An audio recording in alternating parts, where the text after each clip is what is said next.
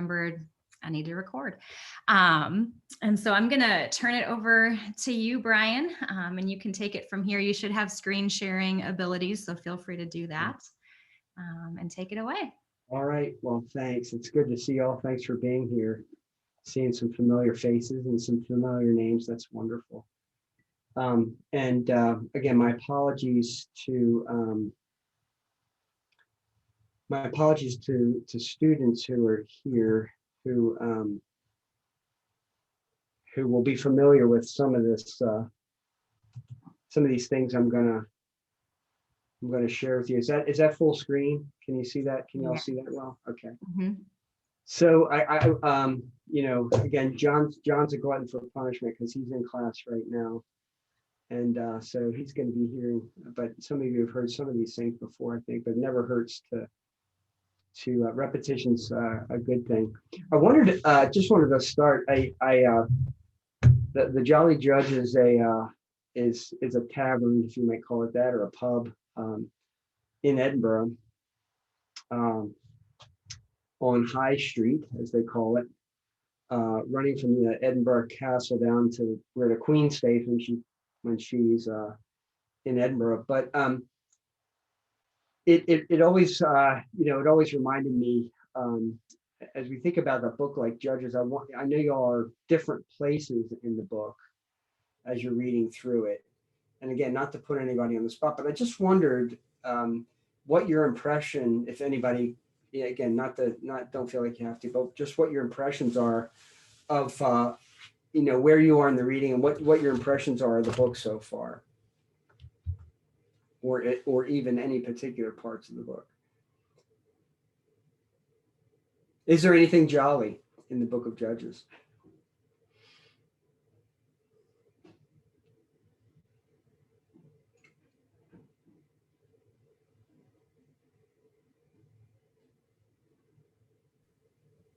I mean, I'm always like excited for Gideon. And I'm like, right. All right. Right. That's it. We just went through that. And that's like a high point, it feels like. Right. 6, 7, and 8. And you do get there. And you even get a sense that it is a high point. Certainly the first half, even though, God's very gentle with him and gracious with him and understanding with him and gives him what he needs from the standpoint of encouragement, that he's with him. It's definitely a high point, and it's a lot of material. It's a lot of text right there in the middle of the book on him. I would say that as you go through, you're gonna come eventually to some parts at the end that I don't think it's difficult to argue are probably some of the most gruesome, or at least a gruesome event and difficult passages, and certainly in narrative. And so, those are some of the hard things. And what struck me recently, this time I was teaching through the big sweep, it hadn't struck me as much prior times, prior iterations through historical books, but how grateful I am for the presence of Ruth and the location of Ruth, where it's located, because it's not located in the same place in the Jewish scriptures as it is in the Christian scriptures. And of course, in our canonical order, Ruth occurs in the days when Judges judged. And, you see Ruth and Naomi, and then you see the characters in that story behaving in a way that's really honorable toward one another, and so it's a breath of fresh air after coming off of the end of Judges, and of course it does prepare us for kingship. One of the things that we might talk about, that we might say with the book, is the way that it's a really sharp contrast with the book of Joshua. What I mean by that is that is people in at the end of Joshua, like in Ruth, you see people at the end of Joshua, and at least with respect to their behavior towards one another, really behaving well, reasonably well, you might say. Where at the end of Joshua, you get a problem arising, and the people of God trying to deal with the problem by going and investigating and talking with one another and trying to work out the problem. Whereas here, at the end of one of the Jenny Lynn has a book back there in the background of her stand on her by Howard that we use in our class. And one of the things he says here is that the overall oppression is one of near chaos in the political and spiritual life of the people, and really that's true. The only thing that saves it is God. While the judges as individuals do some good things, it is really the Lord who is the real hero of the book. A commentator named Daniel Block has noted the what he calls the Canaanization of Israelite society. And I think by that he means, both the idolatry that is somewhat rampant, as well as some of the violence that occurs. And he notes here the book has a contemporary relevance for the author's own day to wake up his own generation to the same problem. This is an appeal to abandon all forms of paganism and return to the Lord. And again, that's I think the thing that's really interesting about the book is, again, I forget who I heard say this, almost like when the individual becomes everything, the individual becomes nothing. Because at the end, of course, there's no king in Israel. Everyone does what is right in his or her own eyes. And of course, that idea is that at the end, the concubine is abused and treated horribly. And again, that refrain that occurs a number of times there at the end reminds us and prepares us for what's going to happen later on in the book. A couple of things that I always start off with is just to remember that it's easy to take an approach that sees the judges as all heroes. And then on the other hand, it's also easy to read them as all negative, which I don't think is a good thing either. They are fallen people. They are like us. They are redeemed members of God's chosen people whom God chooses to use. Yet they're frail. God uses all kinds of failed people in this book, throughout this book, to see his people saved.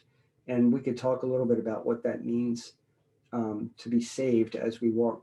Salvation in this context is really salvation from the oppression that they face from foreign people. So that's something to keep in mind. We're going to talk about this key passage, which is 16 to 19 of chapter 2. And the reason I want to talk about that is because it really does give us a lens through which to read the whole. So I'm going to read it now briefly, and then we'll come back to it in a little bit. And so apologies for some of the squiggles and lines in here, but this is 16 through 19, and some of this is my own translation. The Lord raised up judges, and they saved them out of the hand of their plunderers. And yet to their judges they did not listen, for they whored after other gods, and they bowed down to them. They turned aside quickly from the way in which their fathers had walked, to obey the commandments of the Lord, and they did not do so. Whenever the Lord raised up for them judges, the Lord would be with the judge, and he would save them from the hand of their enemies all the days of their judge. For the Lord was moved to pity by their groaning because of their maltreaters and their oppressors. And it would happen when the judge died, they would turn back and would act more corruptly than their fathers, to go after other gods, to serve them and bow down to them. They did not drop any of their practices or their stubborn ways. So it's key. The passage is key in that we see this cycle we're going to talk about in a little bit. One of the key things that occurs throughout, one of the key themes in the book is this cycle, these cycles that you see over and over again, repeated throughout almost every judge, where the people sin, then God sends oppressors who will challenge and discipline them and put them in dire straits. They cry out to God. God provides a judge, and then they just revert as soon as the judge disappears. I mean, again, it's a broad sweep, but it has, I think, again, I can only speak for myself. It has an experiential explanatory power. I don't know about you, but this describes me in remarkable ways. As we get older, things happen. The wheels start shaking when you hit 60 miles an hour, and things quake a little bit, and then sometimes wheels fall off, and things happen.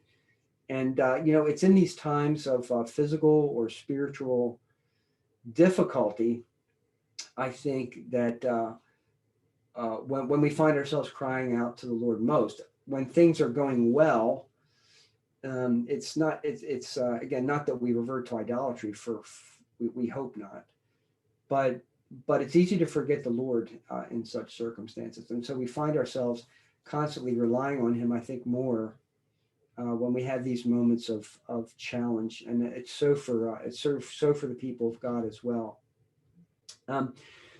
This is a little acronym I learned from a friend of Dr. Sklar's. Again, those of you who have taken the class know this acronym of CASKET. Creation. It's basically to really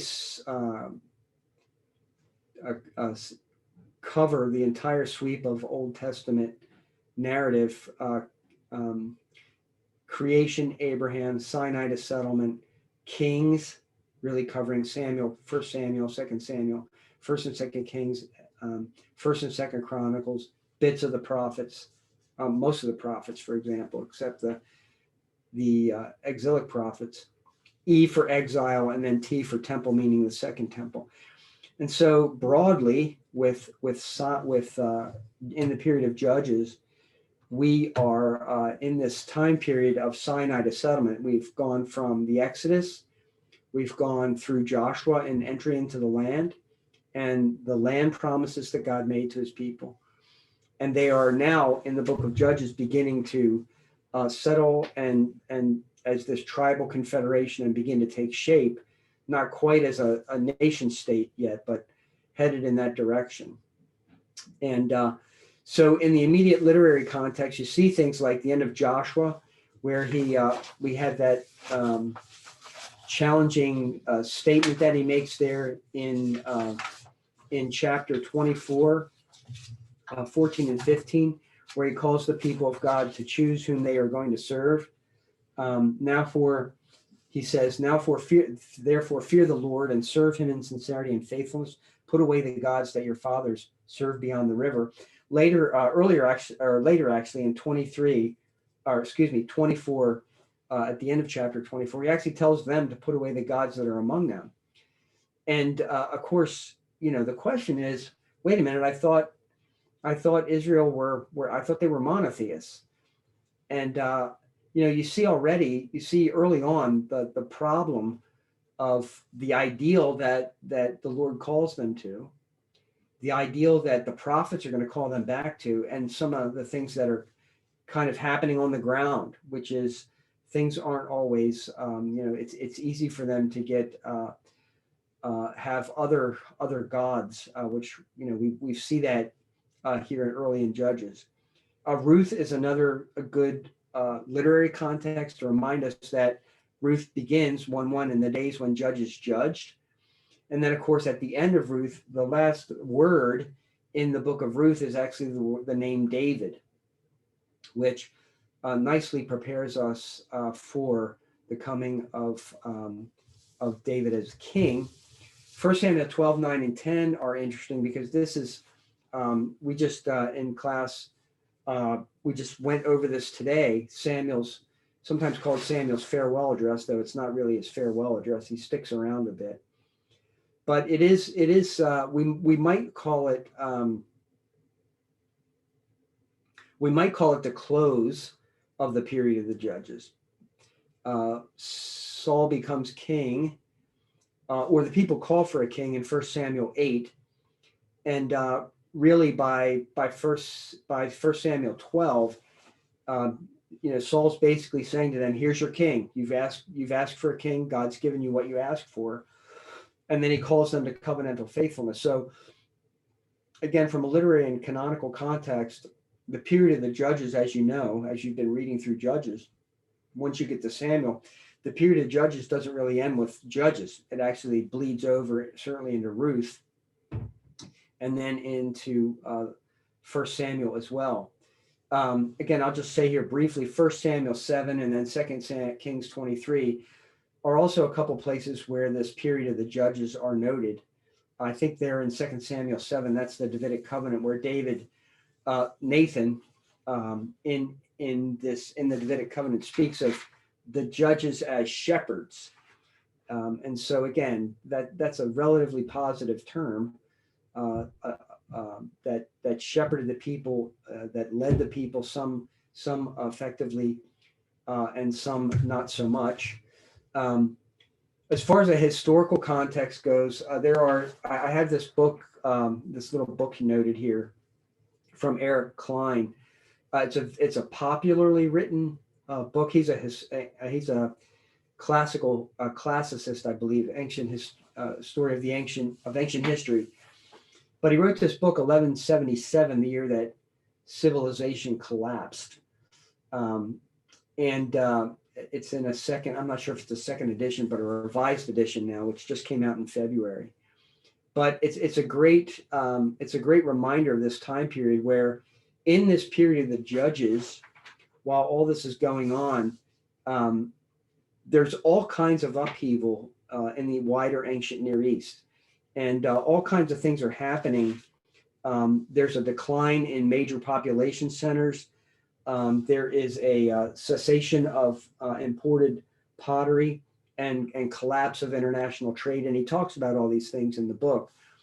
In Judges 18, chapter 18 and verse 30, I'm going to turn there, and we read in 18:30, and the people of Dan set up carved images for them, and a carved image for themselves. And Jonathan, the son of Gershom, the son of Moses, and his sons were priests to the tribe of Danites until the captivity of the land. There's debate about what that phrase means, what the captivity of the land means. Some people take that as exile. I don't know that we necessarily need to do that. Jeremiah 7, we won't turn there, but Jeremiah 7, 12 to 15 speaks about the captivity of Shiloh as this time much earlier. And it seems like it'd be reasonable to assume this event that occurs in 1 Samuel 4 through 6, when actually the ark goes into captivity. Remember that the ark was actually positioned at Shiloh, and then the ark gets captured. The Lord allows the ark to be captured. So the dates here are roughly, if we go for a certain dates of the Exodus, something like, for the period of the Judges, something like around 1400 to somewhere around 1050 BC. Some people shorten that. Some people have this longer period, somewhere around 350 years. Some people shorten that. But either way, that gives you some idea of where we are, right? Roughly around the 11th century BC. And Saul becomes king around 1050. So that gives you some idea about some of the dates. As far as the major theological themes, I've got my nice C's here. just for memory purpose, these don't always fit really nicely, but a couple of things that you can look out for as you continue reading into the rest of the book. In the second half of the book, and if you've made your way through 8, then you've got quite a bit to go yet. But one of the things, of course, is the conquest that God had given them the land. They still were responsible to take it, and we see that early on. We're going to talk about that here in just a minute. Chaos, downward spiral. I got my little downward spiral arrow there. The idea there that as we move from Othniel, who's probably the most ideal judge, all the way through all 12 judges, and there are 12, then we get to maybe the worst judge in Samson. So while there are ups and downs, we see some positive things with Gideon. We see some negative things. As we move through the book, things seem to get a little worse, or maybe a lot worse as we move through the book. Control, the idea of leadership, who is going to be in control, and in a way sort of making we have kingship on the horizon. Who's going to be king? As I've noted, the book doesn't end with the move into Samuel, but Samuel kind of prepares us for getting ready for kingship. What we're going to talk about here in just a minute are these cycles, and that's sort of represented by some of this little arrow here, the cycles of apostasy and then false worship. And then throughout, of course, we're going to see God's compassion, because the Lord never gives up on his people. Throughout this, as bad as, if we move from then and there to here and now, as bad as leadership in the church can get, and sometimes, present company exempted, we hear these stories all the time of major failures of leadership, and it's easy to get discouraged. It's easy to get discouraged, and it's easy when such things happen for the world to mock the Lord or to mock the church. But God doesn't give up. God doesn't give up on his people. I think one of the big takeaways from the book is, if God doesn't give up on this people, he's not going to give up on anybody. And we can move from us as individuals to our communities, maybe to the church, more globally, and give thanks for that. So what we've done is just kind of here lay some groundwork, think about the big purpose of the book, think about some of the major themes. We've talked a little bit about some dates, just to give you kind of a wider scope. You're talking probably from the time period of Solomon, which is about 970 to 586. That's 370 plus years. We have about 150 or so years before that. So this is a vast amount of dates that we're covering when compared with, say, the several year ministry of Jesus in the 28 chapters of Matthew, for example. So, covering lots of space here, and lots of time, and lots of change in the ancient Near East as well. Let's take a look. Just again, I'm a big believer in understanding the wider structure of books. I've been working on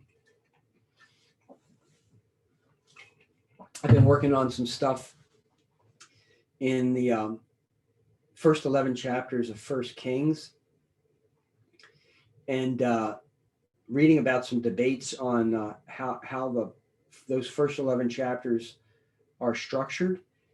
And it's pretty interesting how sometimes structure can tell you a lot about characters, or how you're supposed to think about characters. And that's one of the things I've seen even more dramatically in that first 11 chapters with First Kings. But here you get these repeated cycles. First of all, you see a people in crisis. So the first 2 chapters and a bit into chapter 3 deal with people in crisis and abandoning the Lord but needing saviors. And so we get a preparation for judges, and then the provision of judges with these cycles that we'll talk about here in a second. So it's really the first 3 chapters that I've been focusing on here. And I think the reason for that is oftentimes, as you all continue, I emphasize this to my students frequently, is, these books don't have explicit introductions the way our books do, sort of giving you the lay of the land to say, here's how I want you to read this book. But they do, in that the early parts of these books often, some do better than others, but often prepare us for like sort of the glasses we're supposed to put on as we read these texts. And certainly the first 3 chapters of the book does that. The parts that you all are in right now are the repeated cycles, the best and worst of human leadership. So if you're in chapter 8 now, you're kind of right in the middle of that. Right, dead center there with Gideon. I'd say the first half of Gideon, 6 and 7, is Gideon for the Lord. And the second half is Gideon for Gideon. You might not agree with that, but see what you think as you read chapters 8 and following. And then finally, the really dismal bit, doing what is right in their own eyes, apostasy in the hill country of Ephraim. And the last 2 stories, there's really, I've got A and B there, twisted worship and twisted relations. And, it's really 2 stories. It's 17 and 18 are one story about a Levite, and then in these twisted relations in 18 or 19 through 21, 19, 20, and 21. Just horrible stuff that occurs there at the end with that repetition, that refrain.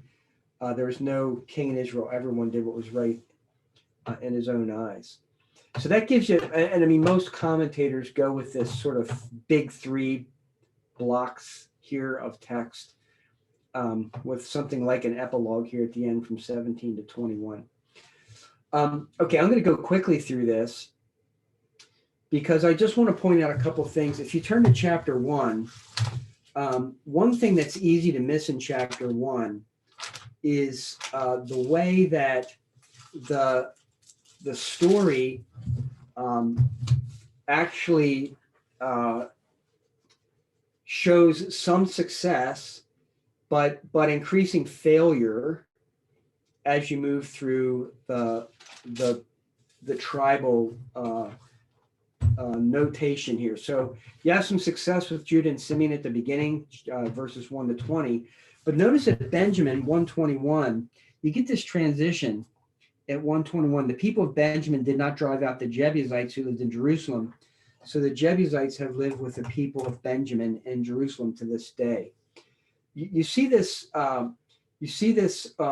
over and over again in the with the northern tribes, right? So Benjamin doesn't fully drive out. Then you look at 27, for example. Manasseh did not drive out the inhabitants of Beth Shean. The Canaanites persisted in dwelling in the land. Verse 29, Ephraim did not drive out the Canaanites who lived in Gezer. So the Canaanites lived in Gezer among them. Zebulun did not drive out the inhabitants of Kitron. So over and over again, you see these subtle and not so subtle hints that the people are not doing exactly what God told them to do, which is to not have these nations live among them because of fear that they would actually lead the people astray. And so as you look at this, you'll see some initial success for Joseph, of course, in 22 to 26. And then, as I noted, then 27 to 30, you see Canaanites among Israelites. But at 31, then it switches. In 31, Asher did not drive out the inhabitants of Acco or the inhabitants of Sidon or Achlab, etc. So Asherites lived among Canaanites. So whereas before you had Canaanites living among Canaanites living among Israelites, now you have Israelites living among Canaanites, and then finally you get this conquest in reverse in 34 to 36 with Dan. So we've moved from Judah, and now we're moving into Benjamin, into Ephraim and Manasseh, which is sort of the people of Joseph, then into those farther northern tribes here, Zebulun, Asher, Naphtali, right? And then all the way in the north, because they couldn't keep their own land, is Dan, now way far in the north. And so again, you see this conquest in reverse. It's the Amorites now who are controlling the situation and driving out the Danites. Now, I'm not sure we're going to have time to do this, but let me quickly go ahead. I'll come back. Pardon me for just hopping through a bunch of quick slides here, but let me get to see if I can do this. I want to just get to the big flow of the story here. There's a tweet from Don. The big story here is the big flow of Judges is exactly this is chapter 1. The whole book is roughly this flow, right? From Othniel, who's Judah, through Benjamin, into the people of Joseph, Ephraim and Manasseh, and then into the more northern tribes, and finally to Dan. So chapter 1 actually is sort of a table of contents for the rough, again, it's generally the case, the flow through the book from Judah to Dan. Judah, Othniel, and then the book ends with, as far as the Judges part of it, ends with Samson, a Danite, actually. This chart shows you the yellow highlights here are the 6 major judges, and then there's 6 minor judges as well, for a total of 12. And they're called major simply because of the space dedicated to them, as opposed to the minor judges, which tend to be a few verses, only a few verses. All right, so let's go back then to, let me bounce back here quickly to this. I want to talk about this cycle that's really important for us to look at.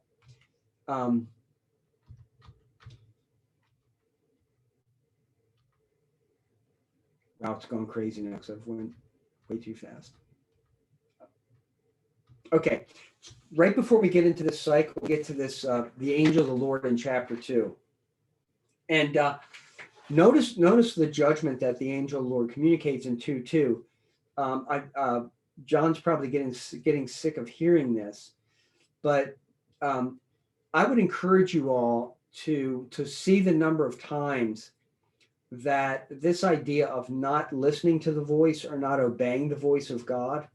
Now, there's other ways to express sin, but the way that not obeying or not listening to the voice of God, how important that is, because I mean, it really, while that language does not occur in the very first comments of Satan to Eve, what does Satan say to her is, did God really say? Right. So they're not. It doesn't say they've explicitly disobeyed the voice of God, but what Satan does is call into question the voice of God, which then leads to the first sin. What the angel says to them is, "What is this you have done?" And I mean, that's always an accusation. That's a question that occurs. That's the question that that the Lord asks Eve. The Lord asks Eve, "What is this you have done?" And that's a question that's often you'll hear that in the historical books a number of times. It's accusatory. They're not looking for information. It's typically asked. It's typically an accusation, and that's what's happening here. They've not been obedient. Here you see it in Genesis 3. You see it in Genesis 4. The Lord says it to Cain. Joshua 7. Joshua asks Achan that question. 1 Samuel 13. Samuel asks Saul that question. What have you done? Okay, so then we get to the end of that part in chapter 2, where we read about the death of Joshua and also a generation who were gathered to their fathers, and there arose another generation after them who did not know the Lord or the work that he had done for Israel. And that leads to this provision of judges in 2.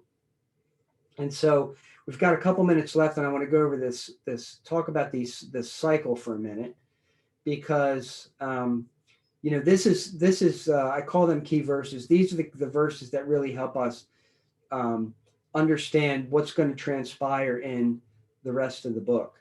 So we're talking here broadly about this section called A People in Crisis, abandoning the Lord by needing saviors. We've seen the preparation for judges in that we see in chapter 1, verse 2, who will go up for us? Who will go up for us and fight against the Canaanites? And the Lord says, Judah will go. And then we get this angel of the Lord challenging the people for their covenantal unfaithfulness. And then we get to 2:10 and following these cycles. So let's take a look at these cycles. If you want to turn to chapter 2 and verse 11. So there's what we might call a thesis statement. The people of Israel did what was evil in the sight of the Lord. Again, an interesting statement there, which is not found only in Judges, but it's found a lot of times as well in the book of Kings as well. You see it pretty frequently in the book of Kings also. And the interesting thing is you've seen it with you see this statement with every major judge. So if you want to go back and look through it, you'll see it in this section at 2:11 in this introduction, but you see it with Othniel, the people did what was evil. You see it right before Ehud, 3:11, 3:12. You see it with Deborah, 4:1. You see it with Gideon, or roughly about the time period right before Gideon's introduced in 6:1. You see it with Jephthah in 10:6, or again right before his story, and then you see it at 13:1 with Samuel. So the question then, of course, is what does it mean to do evil? And the text sort of tells us what it means, right? By showing us here, they do a couple things. They abandoned the Lord their God, who had brought them out of the land of Egypt. They went after other gods from among the peoples who were around them. They bowed down to them. So they served other gods. They forsook the Lord. They followed after other gods. They provoked the Lord. They bowed down to them. And all this, of course, provoked the Lord.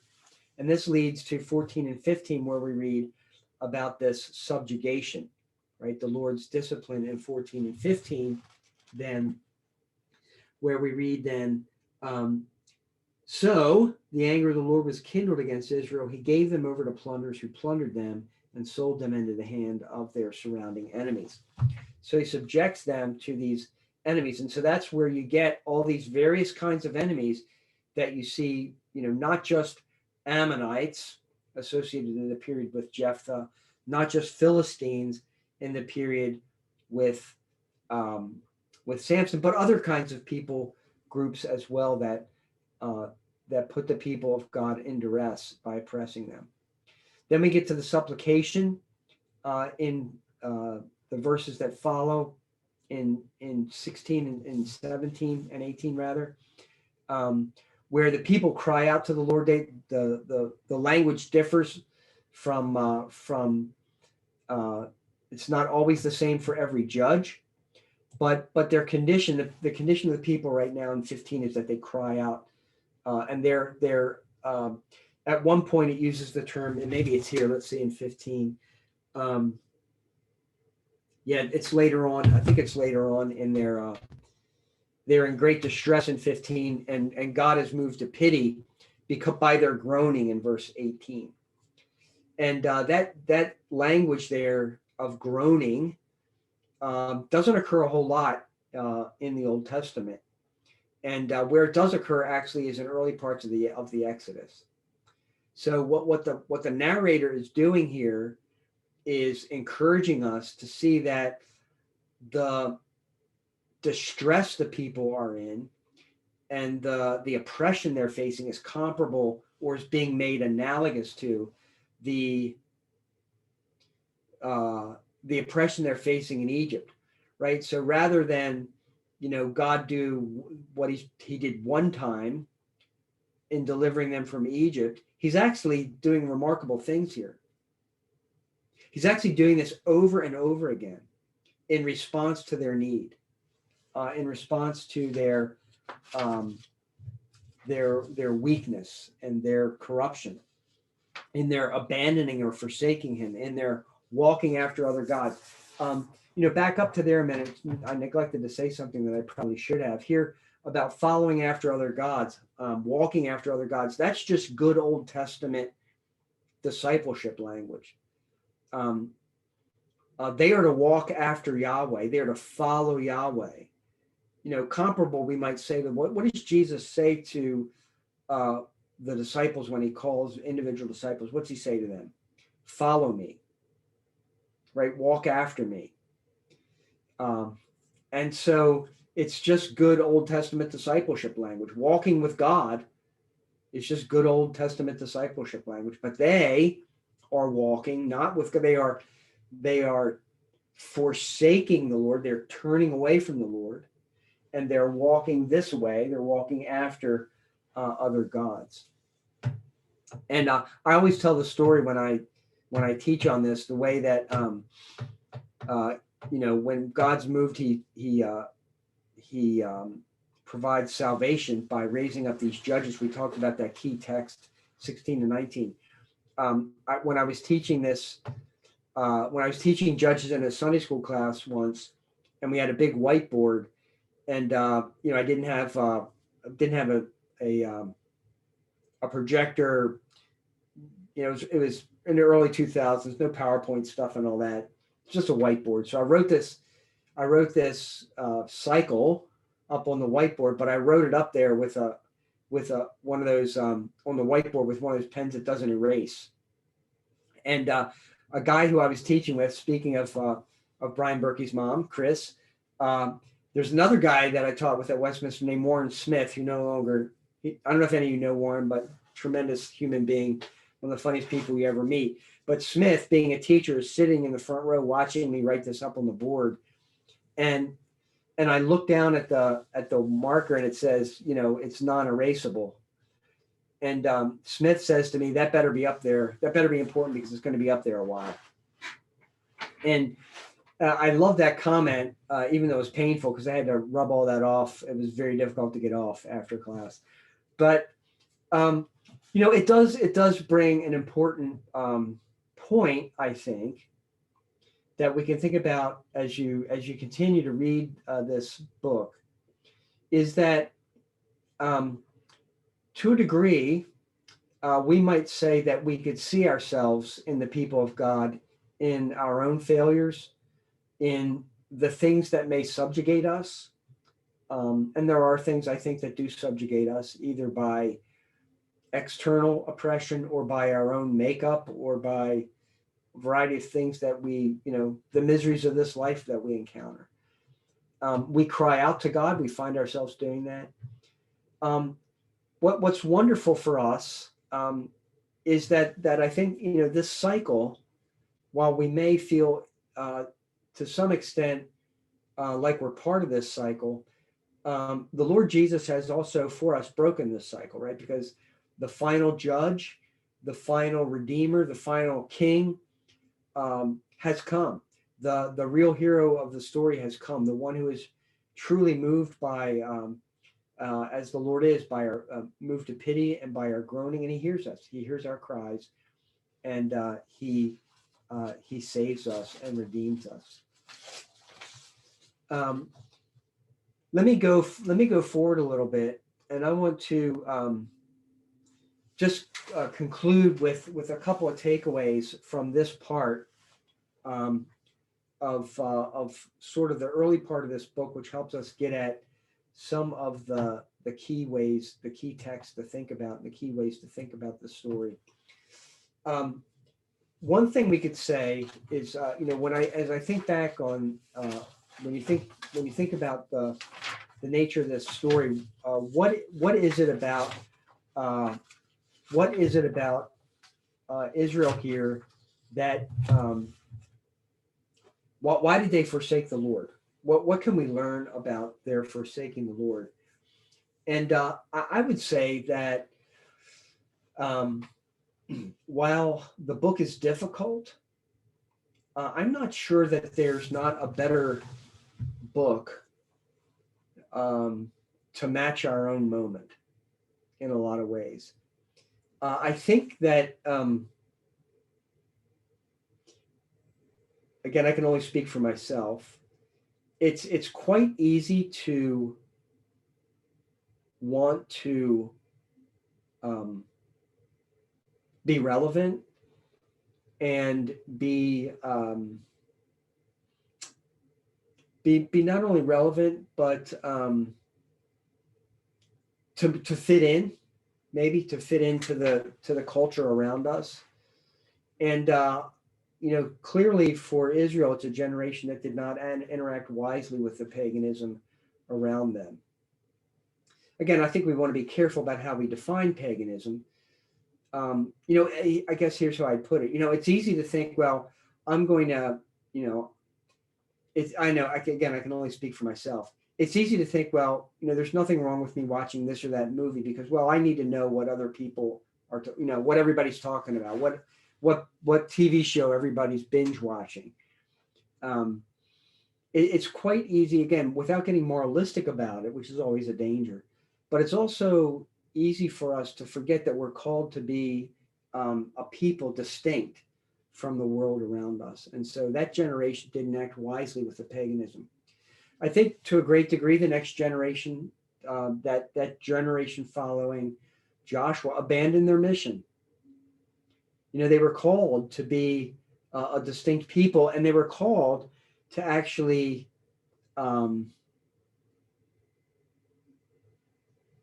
show a wider conquest of the land and remove the peoples from the land.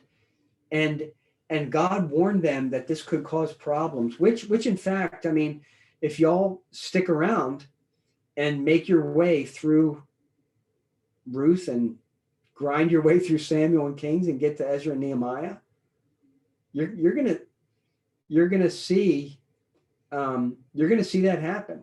You're gonna see that ongoing abandonment of mission, that where they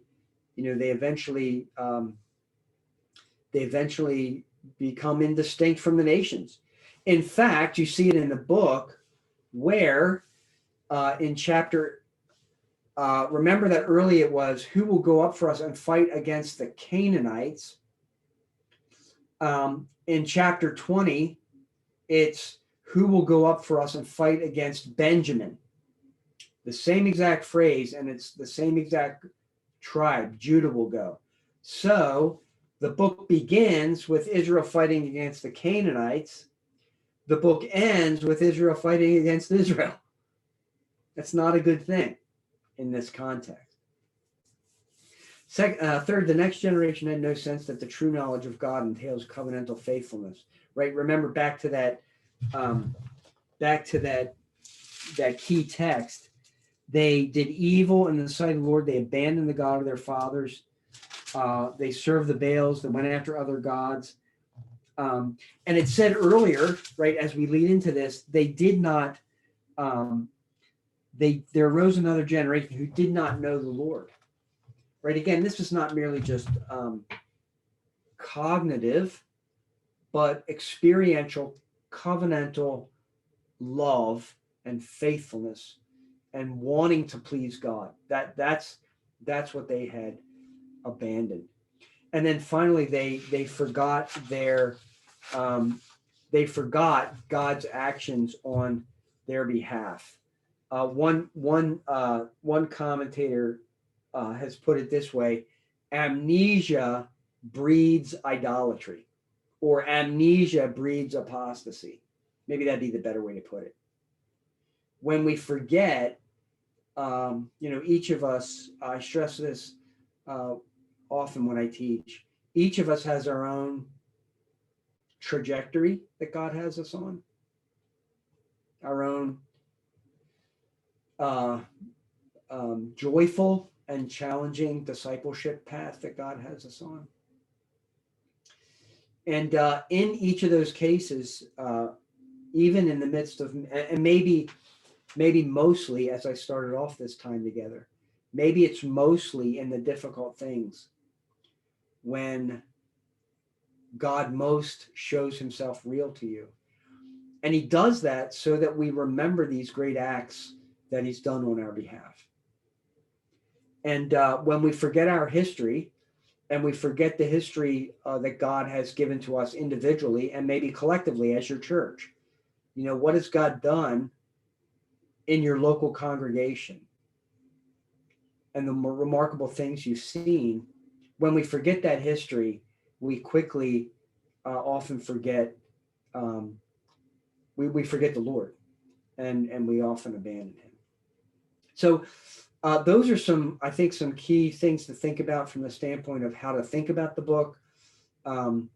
You're going to come to the end, and you're going to see really dramatically the way that they so quickly abandon at the end there any sense of vital worship in 17 and 18, and then any sense of propriety at all with respect to a dramatic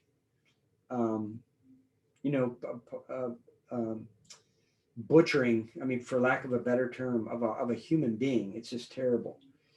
And so, one of the things I think we need to remember then, as we come to the end of that, is while, the world's a terrible place sometimes, and while it's difficult to read that, it also reminds us as you get to the end of this book, that God has provided a savior, and that God has provided a king to redeem his people even from such horrible communal acts, and that'll sort of get you ready for the book of Ruth. Well, let me stop. We maybe have a couple. Let me stop. I'll stop sharing screen here, and maybe take a couple of. Let's see. I think I can do that. Where am I here? There we go. Okay. And see if there's any, as we conclude, a question or two or anything, if anything as we finish up tonight.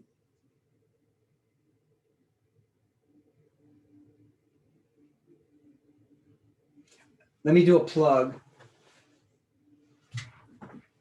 So a couple years ago, of the making of study Bibles, there is no end. A couple years ago, Crossway did this one called the Gospel Transformation. Now they call it the Gospel Transformation Study Bible. I think this is what it's called now. Christ in All of Scripture, Grace for Life. Brian Chappell and actually Dane Ortland, who we were talking about earlier, I think edited that. And the charge for the people writing the notes in that, it's not your classic study Bible. The charge for people writing notes in that was to try to think carefully about how we could bridge to the Lord Jesus in some of these texts. And so I got to do Judges in that study Bible. Hey, John, I got to do Judges in that study Bible.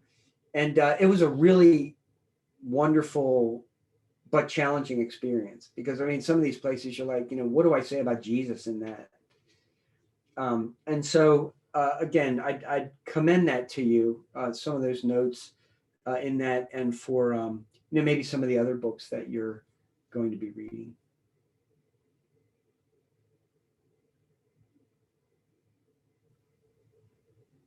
That's really helpful. If y'all don't have questions formulated in your minds, I would love to hear if any of you have anything that has stood out to you from tonight, or that you're chewing on or want to remember as you walk away.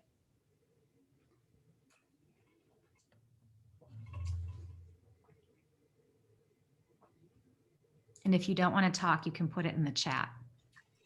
I have a maybe not super well formulated question, but I think something that has been coming to mind for me is like, and this also feels like a silly question because the Bible talks about this, but what would it have looked like for Israel to be faithful in this context? Like, so I'm thinking like with talking about like a new generation comes up and they forget the history that had just happened before them. And so like in my mind, I'm thinking like they should have put up like things to remind them, but they did that in crossing the Jordan and that didn't work. Like people Right. still forgot. So I don't know, was it just kind of a lack of one generation teaching the next generation what to value and how to follow the Lord? Or I don't know, what would it have looked like for the Israelites at that time to kind of put a stop to that cycle, if that makes sense? Yeah. So I think no, that's a very good question. I think to a degree, if you're just coming out of Joshua and seeing this, I mean, I think to a degree you do see them hearing and obeying God, and to a degree, again, they didn't fully remove all the nations, all the people groups in Joshua, but you see them functioning relatively well in the book of Joshua. And I think what it would have looked like to a degree is to continue to, a lot of times in that early chapter, it says they couldn't remove them, but they made them forced labor. Right. I'm like, well, if you can force people into forced labor, I think you could probably get them out of the surrounding areas. I think the other way I'd answer that question is you're not there yet. I think Ruth, even though the topic's different, though the topic's different, it's a different issue. But I mean, Ruth's a Moabite. What in the world? I mean, that's odd. Ruth's a Moabite woman, and this beautiful model of faithfulness. Boaz is an incredibly honorable man, and Naomi, is in great distress, but God fills her need. And so in this short 4 chapters, you got this beautiful picture of what it looks like for Israel to function well. So it's a great question because you don't see a whole lot of it. You see it a bit with respect to kingship. You see it with Hezekiah, where Hezekiah is actually trusting God in the midst of distress, of real challenge. It's hard for us to imagine how difficult it is to do what Hezekiah did, because the Assyrians weren't people to mess with. If God doesn't come through for Hezekiah, he's stuck. This is gross, but that guy's impaled on a stake outside the city wall. That's what happens to him if God doesn't come through. We read this story like, well, of course you should trust God, Hezekiah. Well, You're not the guy with the the greatest nation in the world breathing down your neck, telling you, mocking your God. Or Josiah, for example. So I think we do see some really good examples. I think it gets best.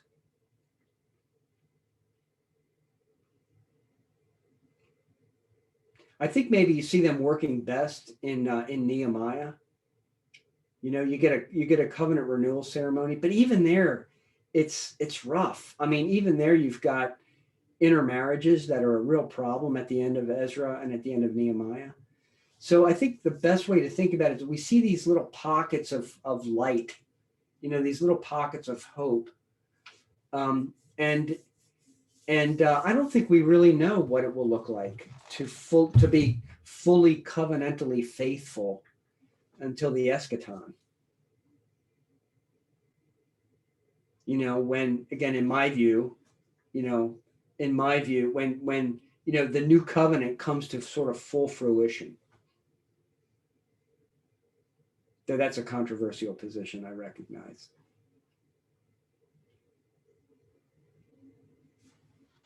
Dr. Aucker, I just wanted to say thank you for talking tonight about this, and it was just really helpful to kind of understand like the broader context. But I think the one thing that I'm taking away and really appreciated, both in the way that you modeled for us, but also in reflecting on it for my own heart, of like just how that cycle like plays out for me all the time. Mm-hmm. And it's so annoying and I get so tired of it. And I'm just like, why can I not be like doing this again? Yes. Why can I not be complaining to God again? But so I appreciated how you modeled that for us. And thank you, Sarah. What we were talking earlier in our time together, I don't know who was on and who wasn't, but I shared with you all that I got that book by Ortlund that's been well received by so many. One of the things he says in there, it's almost like I think it's going to put some people off. And I know why he does it, but he says almost something like this. When we are on that cycle, when we are failing like that, Jesus stands with open arms, always ready to take us back. So the way he says it, it's almost like, may we continue to sin that grace may abound. And of course, Paul says, may it never be. So he's not really going that far, but what he's trying to do is show that, and he uses this beautiful illustration. If you're a doctor, if you're a missionary physician, and you spend all of your life earnings to go overseas to take medicine to a people group, and they don't want your medicine, you're going to be very sad. But then if there are a couple of sick young men in the tribe who actually decide to come to you for help, and you can help them and heal them, you're going to be rejoicing that you helped the sick. And that's sort of what he's kind of getting at, that, and that's been really helpful to me, that because it's so easy for us to, I think, think about that cycle and like, am I ever going to get, I mean, not to be a bummer, but sometimes it feels like it doesn't, like the older you get, it doesn't get any better. Like, I think two things happen. You understand how really needy you are for Jesus. You see your need for Jesus more. And I think you are almost driven to Jesus more, I think, as we get older. It's not that like we see I can only speak for myself. It's not like I see like greater strides in sanctification. What I see greater strides in is recognizing my need for Christ and a willingness to have to go to him all, in an unending sort of like, well, this is about as good as it's going to get, Aucker. So just keep going to Jesus. You could do worse. That was a stupid statement. Cut that out. You can take that out of the video. I'll see how my editing skills are. Yeah, see. No, but I think that's I think one of the things that you said that stands out to me is just, if God did not give up on the people that we read about in the book of Judges, then there is that assurance that Jesus is gonna be there even when we feel stuck in that cycle, even when we are confronted, even when we read this and are confronted and convicted by the ways that we get stuck in that cycle. But Yeah. Jesus is there, and as you said, he's broken that cycle. Yeah. And he's And- finished that work. Yeah. Because it is hard to figure out how to say it right well, because he's a Moshiach, he's a savior, right? So maybe one way we could say it is maybe we are on the cycle a lot, but he has broken it in the sense that we always have, like, we cry out for a Moshiach, for a savior who's already there. Yeah. God has provided the savior, and he's always there, and he's always arms open, ready to take us back for our unfaithfulness. Yeah. And for that, we can be like remarkably grateful. Yeah. Absolutely. Well, thank you so much, Dr. Aucker. This has been wonderful and helpful, and I hope you all are encouraged, and look forward to continuing to process through this with all of you as we're reading. And you got me really excited for Ruth coming up too. Oh, Ruth is the best. That's going to be great. Yeah. So, All right. Thank you all for having me and for being here. Much you. appreciated. Thank you. Good night, Okay. everyone. Thanks for Bye-bye. being here. Thank you, Doctor. Good night. Good night. Thank you.